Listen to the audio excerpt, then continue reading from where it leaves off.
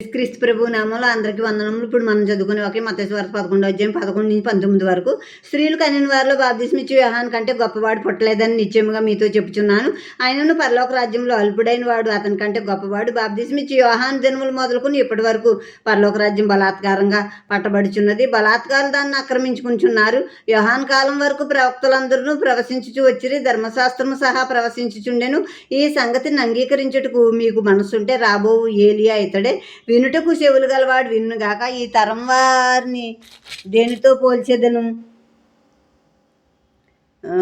పోల్చుదును. సంత వీధుల్లో కూర్చుండి మీకు పిల్లనుగ్రహ ఉదితిమి గాని మీరు నాట్యమాడ రైతురి, ప్రలాపించితిమి గాని మీరు రొమ్ము కొట్టుకున్న రైతురని తమ సెల్లికాండ్రలతో చెప్పి పిలుపులాడుకుని పిల్లకాయలను పోలి ఉన్నారు. యోహాను తినకయు త్రాక్కయు వచ్చెను గనుక వీడు దయ్యం పట్టిన వాడని వారు అంటున్నారు. మనిషి కుమారుడు తినుచు త్రాగుచు వచ్చాను గనుక ఇదిగో వీడు తిండిబోతును, మద్యపానీయు, సుంకరులకును పాపులకును స్నేహితుడని వారు అంటున్నారు. అయినను జ్ఞానమని దాని క్రియల బట్టి తీర్పు పొందునని.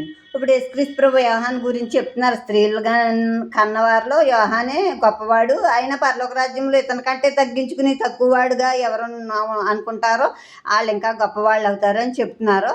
ఆ తర్వాత బలాత్కారంగా పరలోక రాజ్యం పట్టబడుతుందంటే బలాత్కారాలు జీవితం జీవించి మళ్ళీ మారు మనసు పొందిన వాళ్ళకి అక్కడ వస్తుంది చోటను. మరి అదేంటో నాకు సరిగ్గా అర్థం తెలియలేదు. కానీ ఇప్పుడు ఈ లోక సంబంధమైన మనుషులందరూ ఏదో పిల్ల చేష్టల కింద ఉన్నారు అని అక్కడ చెప్తున్నారు. చెప్పాక యోహాను తినక తాక వచ్చాడు కనుక దెయ్యం పట్టినోడు అంటున్నారు. అంటే యోహాను అరణ్యంలోనే ఉన్నాడు ఎక్కువ. ఆడల తేనె తింటూ, ఆ మిడతలు తింటూ, ఆ జంతువుల తోళ్ళు కట్టుకుంటూ అక్కడే ఉన్నాడు. మంచి తిండి ఏమీ తినలేదు, అందుకు అన్నారని అక్కడ చెప్పబడింది.